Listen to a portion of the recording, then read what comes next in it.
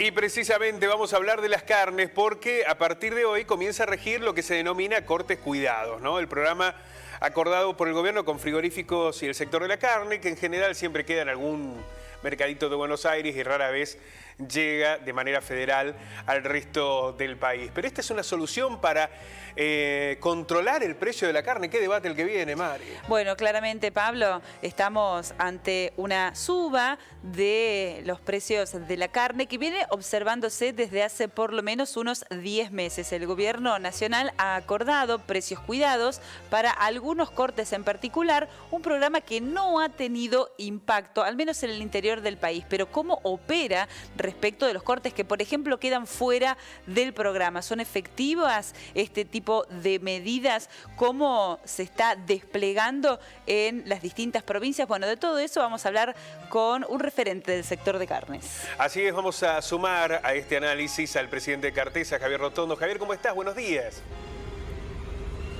Buen día, hola Marina, hola Pablo, un gusto, ¿cómo están? Hola, muy bien. Muy buen día. Bueno, lo primero que queremos consultarle es si, por un lado está el debate de el freno que en algún momento se dio a la exportación, después una apertura gradual, y por el otro el control de precios en las carnicerías, que generalmente termina nucleado en algún almacén de Buenos Aires, algún supermercado, y no mucho más. ¿Cuál es la posición que se tiene desde Cartés y desde el campo de lo que se debe hacer con el precio de la carne, Javier?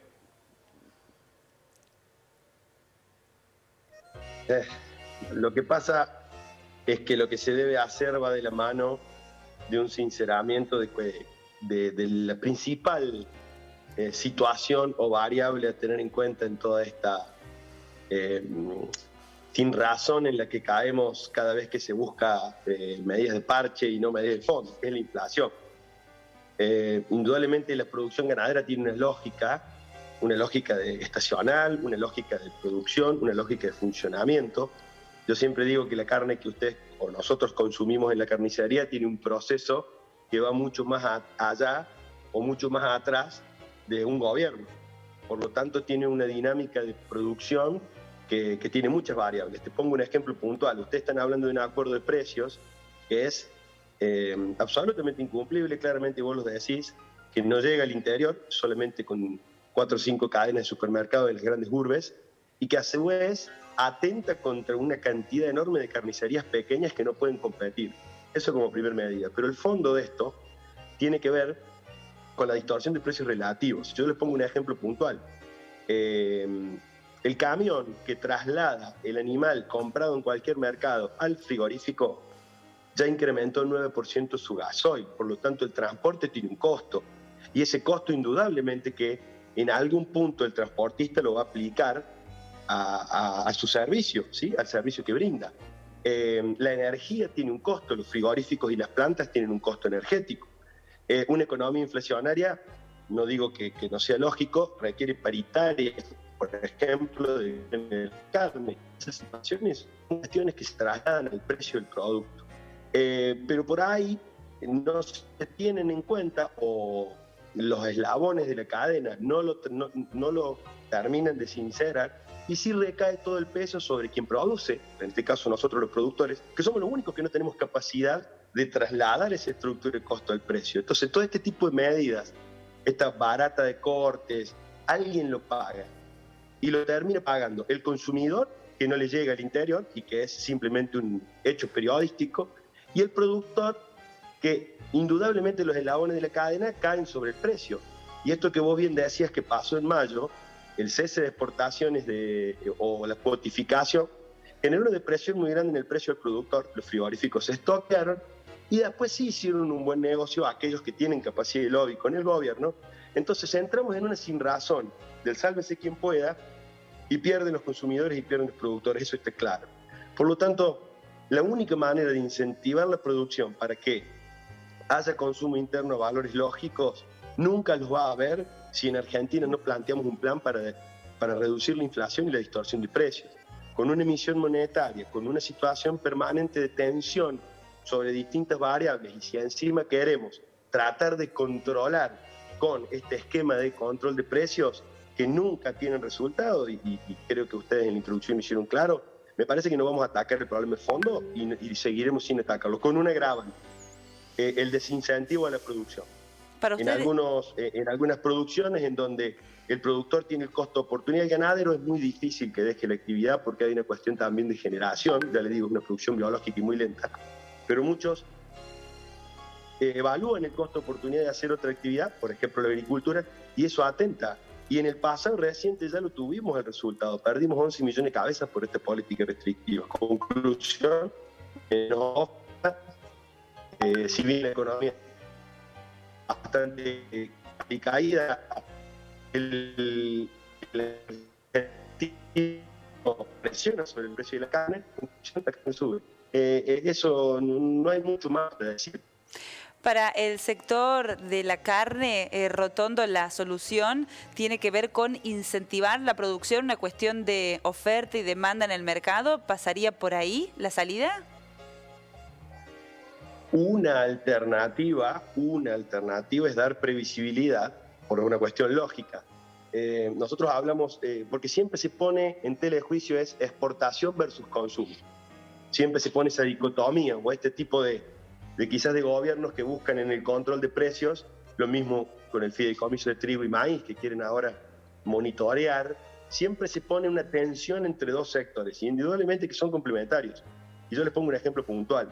Si nosotros incentivamos una exportación bien hecha, con animales de mayor peso por animal, que tenemos el potencial genético para hacerlo, y un sinnúmero de cortes que pueden volcarse al consumo interno, esto es viejo, lo hemos hablado muchas veces, hay mayor oferta, hay más, de la misma calidad, mucha más oferta para el consumo interno, y eso generaría ese círculo virtuoso. Pero para que ello ocurra, tiene que haber un convencimiento de atacar variables que hoy distorsionan todo, como lo son la inflación, como lo son la distorsión de precios relativos, como lo son el combustible y sobre todo la energía y todos los factores que inciden en la producción, que hacen que cualquier tipo de este debate quede estéril porque no hay previsibilidad, que es la primera causa o la primera necesidad o señal que tenemos para este tipo de producción. Pero no tenemos duda de que se puede producir mucho más con la misma cabeza que hay, además de incrementar el stock,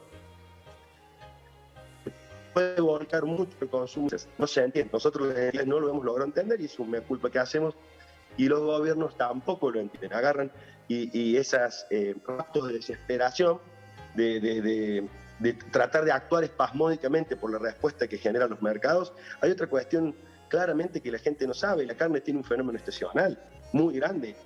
Lo que por allá por el mes de mayo lo plantearon en junio, julio y agosto como un triunfo porque había bajado entre el 0,9 y el 1% la carne, es un fenómeno de exceso de oferta. Los mejores animales salen en esa época porque son los terneros que se destetan y entran a los sistemas de engorde de mejor calidad genética. Por lo tanto, la oferta de carne es normal que a mitad de año se incremente. Y es normal que genere estas tensiones a fin de año o los primeros meses hasta que entre la nueva zafra de terneros, que va a ser, si Dios quiere, el mes que viene. Siempre hay una escasez de oferta estacional y se genera una tensión. Pero ahora, si encima Javier, vos tenés una economía totalmente inflacionaria, genera mayor tensión.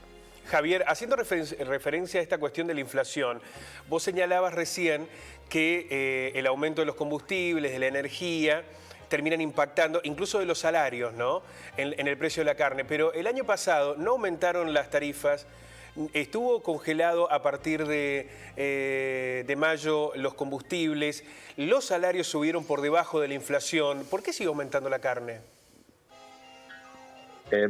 Corrijo, o discrepo contigo. Vos decís que en mayo se congelaron. En el 2021 hubo 9 incrementos de combustible. Sí, pero en el segundo semestre no, Javier. Está bien, pero yo lo que voy es lo siguiente. La carne, vuelvo a decirte, sigue aumentando por una cuestión de señales.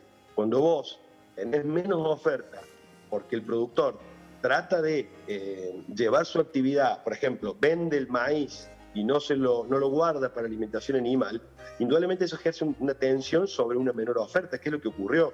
Cuando vos no das señales, si bien la producción, y hay otra cosa para desmitificar, no hay peor negocio para un productor ganadero en un número tan acotado como el de la ganadería que especular guardando animales.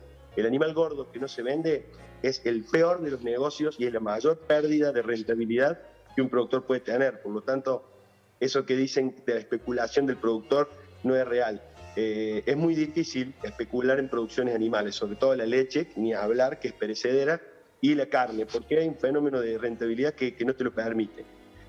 La carne sigue aumentando por una cuestión de corrección de 3 o 4 años de distorsiones relativas. Y ya te digo, al no tener una política estable que produzca una meseta de lógica de precios de producción, genera espasmos. Si vos te pones a ver, subió entre el 65 y el 70%, pero si lo tomás a 2 años para atrás, en el 2019, también con política de precios, y hay que hacerlo porque el otro gobierno también entró en la misma desesperación, acumuló un incremento mucho menor, sobre todo el novillo gordo, que lo que fue la inflación del año 2019. Por lo tanto, estos fenómenos el mercado los termina acomodando.